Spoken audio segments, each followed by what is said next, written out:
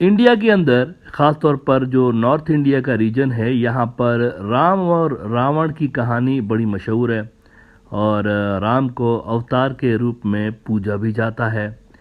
इस कहानी में भी इंडिया के अंदर जो आज बड़ी गहरी डिवीज़न मौजूद है नॉर्थ और साउथ की, वो कुछ कुछ नज़र आती है। मिसाल के तौर पर नॉर्थ इंडियंस जो हैं, जिनके लिए माना जाता है कि ये यूरेशियन रीजन से आए हुए आउटसाइडर आर्याज हैं, ये थ्योरीज मौजूद है वहाँ पर। इंडिया के अंदर भी बहुत से हिस्टोरियंस मानते हैं इस बात को कि हमारे मुल्क में ये जो नॉर्थ की साइड है, इसमें बहुत से लोग बाहर से आए हुए हैं।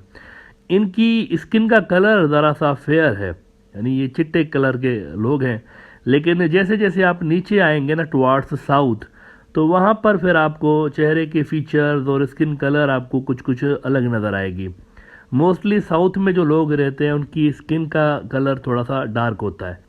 राम की जो पूजा होती है ज़्यादातर नॉर्थ इंडिया में होती है। रावण को वहाँ पर नॉर्थ इंडिया में ईविल किंग के तौर पर भी माना जाता है। लेकिन अजब बात यह है कि श्रीलंका और साउथ इंडिया के बहुत सारे हिस्सों में रावण के लिए ये विलन वाला नज़रिया नहीं रखते लोग।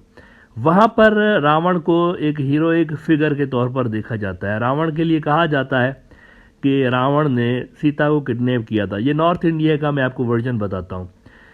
सीता को किडनैप करके गया था, जिसको फिर राम ने अपने साथियों के साथ बिलखुसूस हनुमान के साथ मिलकर छुड़वाया था।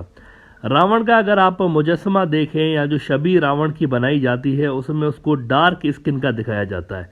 तो ये एक इंटरेस्टिंग ऑब्जर्वेशन है जिसको मैंने यहाँ पर बयान किया। लेकिन मैं यहाँ पर रिलीजियस कहानी पे बात नहीं कर रहा हूँ रामायण की। आज मैं इस सदियों पुरानी कहानी के आज एक अहम तरीन हिस्से पे बात करूंगा, जिसको कहते हैं एडम्स ब्रिज।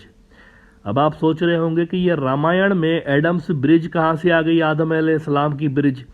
तो मैं इस पे आज बात करूंगा। लेकिन पहले आप ज़रा ये जान लें कि रावण जो था ये श्रीलंका का किंग था। यानी कि ये जो आज का श्रीलंका है, बहुत सारे हिंदू स्कॉलर्स मानते हैं कि वो जो रामायण वाली लंका थी वो यही श्रीलंका है। इसी में राम गया था सीता को छुड़ाने।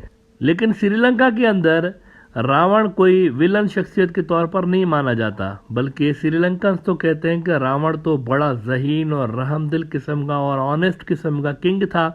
इस किस्म की काम नहीं करता था, लोगों को उठाना या उनकी जो फीलिंग्स हैं उसके साथ खिलवाड़ करना, इस किस्म के काम नहीं करता था। ये रावण का श्रीलंकन वर्जन में आपको बता रहा हूँ। हत्ता कि वो ये भी मानते हैं वैसे श्रीलंकन्स कि रावण इतना ज़हीन था कि उसने कोई उड़ने वाली मशीन भी बनाई थी इतने हज़ार साल पहले। और ये बात दिलचस्प है कि श्रीलंकन हुकूमत ने वैसे 2020 में रावण के जहाज़ के आसार ढूंढने के लिए और उसका जो एरियल रूट था उसको ढूंढने के लिए अपनी एक जो एविएशन अथॉरिटी है ना वहाँ की, उनको फंड्स भी दिए थे, स्पेशल फंड्स रिसर्च के लिए, कि आप ज़रा ढूंढें कि रावण का जहाज़ अगर था तो वो किधर है। जुलाई 2020 का आप ज़रा ये द हिंदू न्यूज़ आउटलेट देख लें। रेफरेंस देना बड़ा ज़रूरी होता है क्योंकि बहुत सारे लोग फिर कहते हैं कि नहीं ये प्रोपेगेंडा है, तो इस तरह से तो रेफरेंस बड़ा ज़रूरी होता है। जुलाई 2020 का द हिंदू, इंडिया का बड़ा न्यूज़ आउटलेट, कहते हैं कि Sri Lanka to research Ravana's aviation routes authority issue advertisement seeking relevant literature from the public. Sri Lanka के अंदर वैसे रावण को मजहबी रूप में भी नहीं देखा जाता या पॉलिटिकल रूप में भी नहीं देखा जाता, वो इसको कल्चरल रूप में देखते हैं श्रीलंका कि ये कल्चरल एक फिगर है उनकी। श्रीलंका और इंडिया के मैप को अगर आप देखें ऊपर सैटेलाइट से, तो आपको इनके दरमियान समुंदर के अंदर एक रास्ता सा बना हुआ नज़र आएगा। अब ये बड़ा इम्पोर्टेंट रास्ता है और आज मैं ज़्यादातर बात इसी पे करने जा रहा हूँ। हिंदू बरादरी वाले मानते हैं इस रास्ते के हवाले से कि ये रामा सेतु है, और वो कहते हैं कि ये असल में वो ही पुल है जो कि राम ने बनवाई थी अपनी फ़ौज के साथ समुद्र क्रॉस करने के लिए, श्रीलंका जाने के लिए, सीता को रावण से छुड़ाने के लिए। लेकिन इंटरेस्टिंग बात यह है कि खुद श्रीलंकन्स और बाकी की दुनिया इसको रामा सेतु नहीं कहते हैं, वो इसको एडम्स ब्रिज कहते हैं। और कई मुसलमान और इवन ईसाई स्कॉलर्स भी ये मानते हैं कि ये कोई इंसानी हाथों से या आर्टिफिशियली बनी हुई पुल नहीं है, जिसकी गवाही वैसे जियोलॉजिकल माहिरीन भी देते हैं। वो कहते हैं कि हज़ारों साल पहले असल में श्रीलंका जियोग्राफिकली जुड़ा हुआ था इंडियन मेनलैंड से, लेकिन फिर जियोलॉजिकल तब्दीलियों की वजह से ये कुछ अलग होता रहा बाकी के इंडिया से, और इसकी जगह फिर समुंदर ने बीच में जब रास्ता इसमें जियोलॉजिकल तब्दीलियों की वजह से हुआ है तो पानी आता गया उसकी वजह से। और ये जो ज़मीनी लिंक था श्रीलंका और इंडिया का, वो यही एडम्स ब्रिज है। इसका रिमेनिंग हिस्सा है ज़मीनी लिंक जो दोनों इलाकों को जोड़ रहा था, तो वो यही इलाका है। मुस्लिम स्कॉलर्स और बहुत सारे क्रिश्चियन स्कॉलर्स मानते हैं कि आदम अलैहिस्सलाम को जब ज़मीन पे उतारा गया था तो वो यहीं श्रीलंका के अंदर पहले पहले उतारे गए थे। आज भी वैसे श्रीलंका के अंदर, सिर्फ ये पुल नहीं, श्रीलंका के अंदर आदम अलैहिस्सलाम से मंसूब एक कदमगाह मौजूद है। एक बहुत ऊंची पहाड़ी है वहाँ पर। हर साल लाखों लोग वहाँ पर जाते हैं आदम अलैहिस्सलाम से मंसूब एक जगह को देखने के लिए। वहाँ पर एक पैर का निशान बना हुआ है, पैर जो ना इंसानी पैर, फुटप्रिंट।